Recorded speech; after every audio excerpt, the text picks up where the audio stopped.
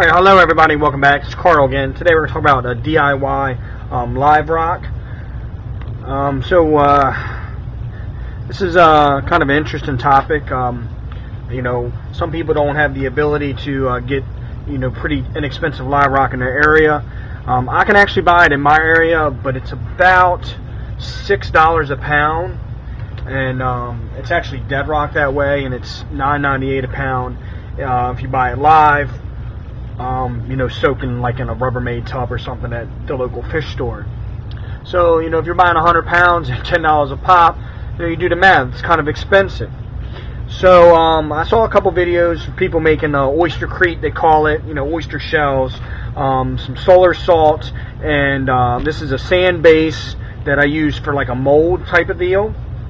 And, what I do with this is I take and make whatever shape I'm looking to make. So I have a couple pieces upstairs. This is not exactly a quick process. You have to let it soak for a couple months. You can stick it in the back of your toilet in the bowl part, the tank, excuse me. And so you can stick it in the tank, and every time you flush the water, you'll put new water in, and that'll cure pretty fast. Most people will say 3 months. I soaked mine for 6 months just to be on the safe side. So what I originally did was I soaked it in a 5-gallon bucket, changing the water every 2 days. Did that for about 2 weeks, and then I started letting it sit a little bit longer. Then I had the idea, originally when I did it was June, and I said, well, you know what, I'll soak it in the swimming pool. A little pH in the swimming pool will help keep the algae down. And so that's what I ended up doing, and seemed to work pretty well. About 2 weeks ago, I just stuck the actual rock in my tank, and so we'll see how that goes. And so I'm going to make another one, and what I really want to do is make kind of like a frag holder, so I can stick the frag plugs in. So I thought, I'm sitting here, maybe I'll just go ahead and roll the camera here for you guys to see what I do. And so hopefully you guys enjoy, maybe to give you some ideas. Maybe you have no aspiration to doing this, you just buy it at the store. So whatever works for you. So there's no really trick to this. You just kind of make, what you want. I think I'm going to just do like a flat piece. I think that's what I'll do, is a nice flat piece. And I'll just, lay it down. Maybe I'll scoop out just a little bit here in the center. So it has a little bit of an arch to it. Move this to the side.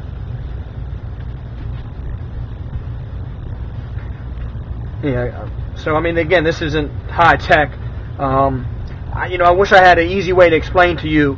When I was watching videos on how to do this, I was kind of confused of, okay, what kind of shape can I make? So what I can tell you, as you do it, it'll become a little easier. And so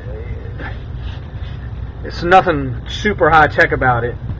So this will be the base, and like I said, this is just regular old sand that I had left over laying around. It probably does have silicate in it. There's a little bit that'll get stuck to the paper, but I'm going to try something a little different. I'm going to lay down like a piece of saran wrap so that the oyster crete mix actually doesn't stick to the sand, because if you just lay it in here, you will get little pieces of sand that get stuck to it, and some people say that'll cause diatom algae. Sure, it might, but I think once the diatom blooms and it eats all the available silicate in this sand, this is just mason sand, I think that'll be the end of it. But just for argument's sake, I'm going to try a piece of saran wrap, and we'll see how that goes. Okay, so now I have my raw ingredients. I got the oyster shell here. This is what it looks like after being rinsed. I have my Portland cement. Now they do have white, however white is about $25 a bag. I got this, it's gray. It's like $10 a bag for 100 pounds. And then I have coarse solar salt. So we're going to mix it up and go with the 3-2-1 method, and I'll show you what that's about. Okay, so I have my container for mixing it up. Again, usually you do the 3-2-1 method. 3-part oyster shell to 2-part cement to 1 part salt. So what I have is actually 9 quarter scoops of this. So what I'll do now is get 3 quarter cup or 3/4 cup of the cement.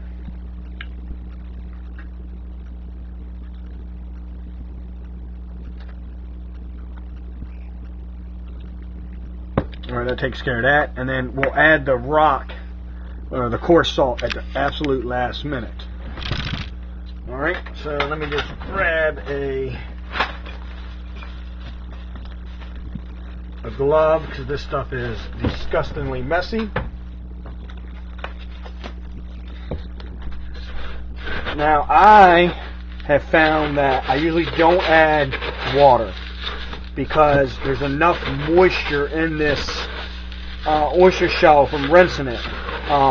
Once you pull the oyster shell out of the bag, it's super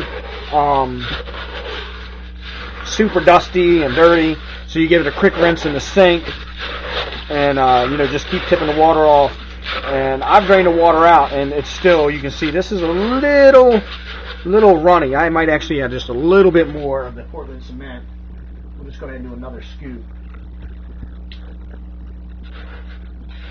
And this isn't an exact science. I've done it a couple different ways just to see how I like it.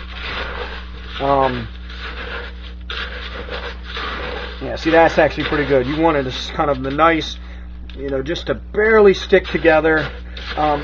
It'll work if you use a little too much water. It will just take a little longer to dry. I usually let it sit in my sand bed for a week regardless. The other thing I'm going to do is I have some of this. This is just leftover from, other previous runs. And I don't want it to go to waste, so I'm going to go ahead and throw that in there. And just drain some of this water off.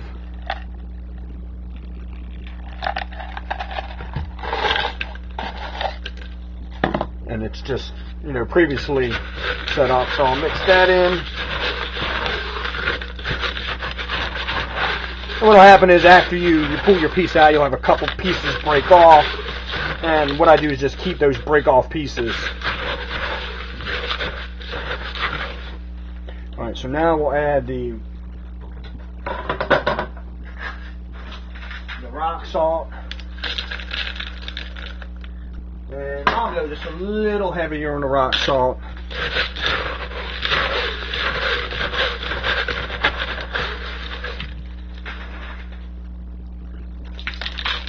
What this does is make the rock super porous, so I like to go a little heavy on it.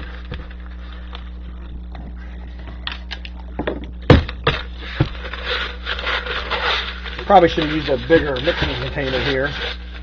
That's alright. Alright, so let me, one other thing I'm going to do is I'm going to use a piece of saran wrap to lay down. So this is just a piece of saran wrap I'm going to lay down on my bed of sand. And the theory is going to be behind this is that I don't want to introduce the sand to a live rock. If I stick this, wet mixture, it's going to pick up little pieces of the sand. And, some people might not want that, so they might not think it's desirable. This is just regular mason sand, so, it probably, if I put it in a tank, probably would grow some diatoms from it. Now, the little amount that is left on there, I don't think is going to give you any real problems, but just in case you're one of those guys that don't want to have to worry about that. Alright, so what you can see, I got the saran wrap here laid down in the bed of my sand, and nothing high tech. It's pretty flat this way. I just have a little bit of a bowl just to kind of hold the mixture. And the technique that really seems to work well that I've found is to put this in your hand and just kind of let it, you see that. So you stick it in your hand and you're just going to kind of let it fall out. Nothing.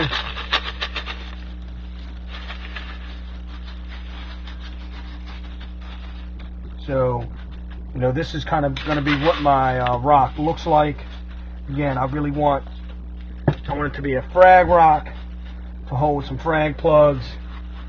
So I'm going to kind of make it how I want.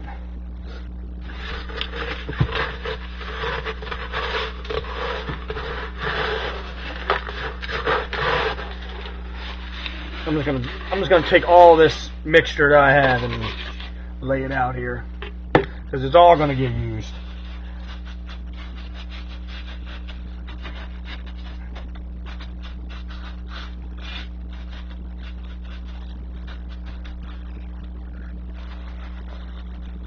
So you don't want it super, you don't want to like pack it down. So what I'm trying to do is roll the rock a little bit so that I get it nice and airy, so to speak.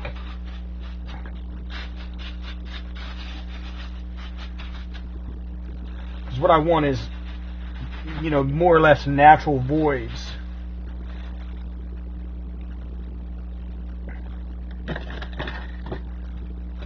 In the rock. That way, you know, maybe copepods will go in there. Alright, so now I have just a straight regular frag plug, and I'm going to go through and you know, make some spots that I can put these.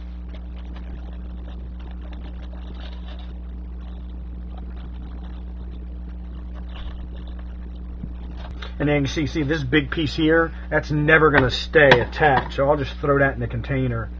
And in fact, most of these big pieces are just going to be too big for this type of rock. You know, again, you will have some of this stuff break off. Nothing to really worry about. That's kind of why I ended up with that little bucket.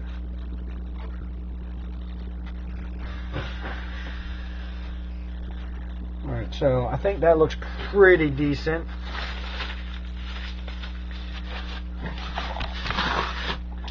Now what I'll do is I have this lid I'll throw in here. I leave it, you know, kind of loose. I just want to keep debris out, but I still want air to be able to get in and out of there. So as you can see, I have a little hole here, and we'll let that dry.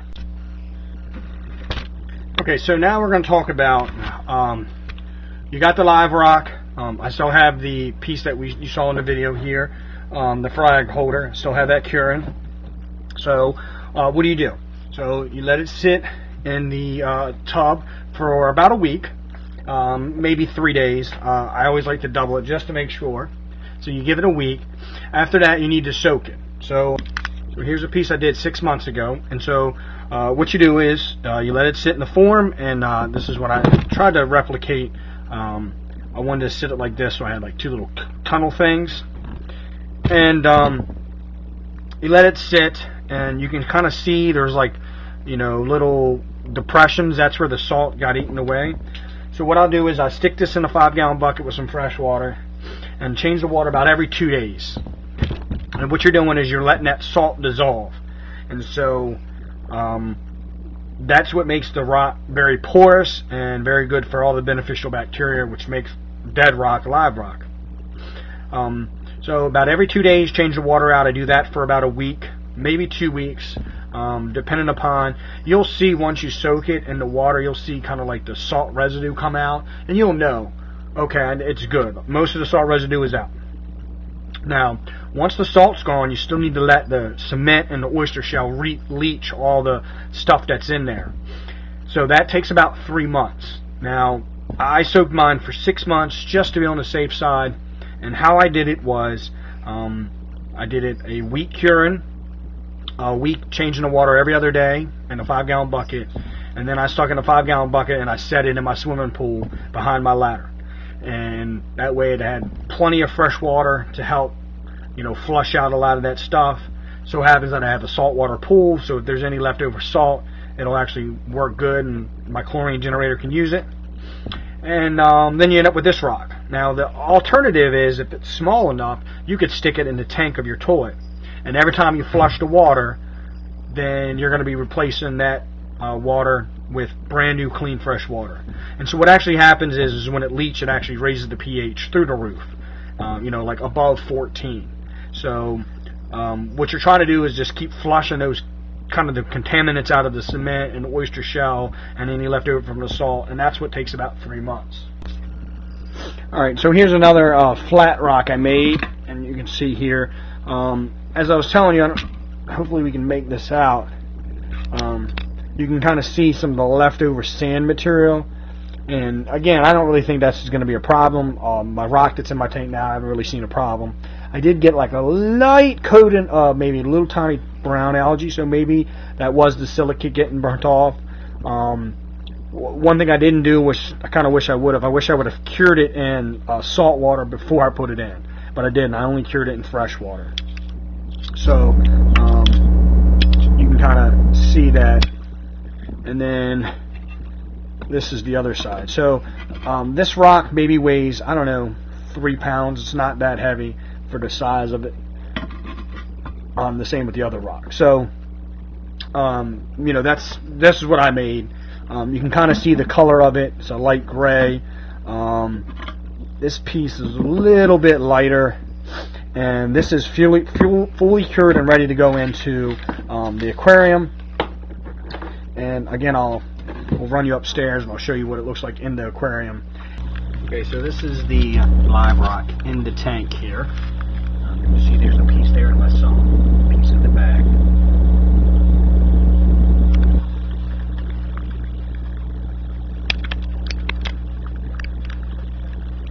And then there's a pretty big piece right here in my tank.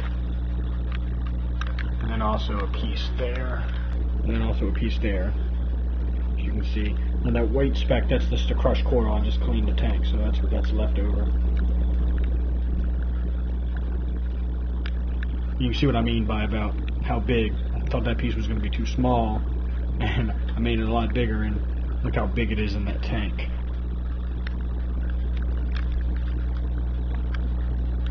And then the last piece I have is right there in the back.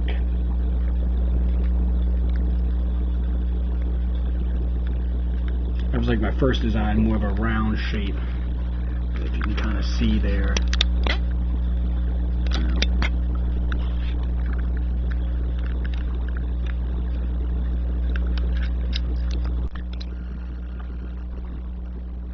Alright guys, this will conclude the DIY dry rock video. Just another quick note about reference to size. As you can see, this rock is tall, about 12 inches across, and it's about 10 inches tall. So just keep that in mind. Again, I thought this rock was going to be too small, and so I just kept making it bigger and bigger and bigger. And as you can see, it's just way too big. Also, if you don't like the gray, remember you can use the white Portland cement. And also, it should be noted that originally my education for this video came from Devin Martin, and you should give him a check out on YouTube. He used white Portland cement, and his aquarium looks really good with the white dry rock. And he used all white dry rock, and then he just bought a couple of miscellaneous live rock to help populate the populate his dry rock. So anyhow, give him a look at and see what you think. Also, maybe you like the white better than the gray, and at least you'll know what you're getting. So anyhow, thanks again, and until the next video, guys.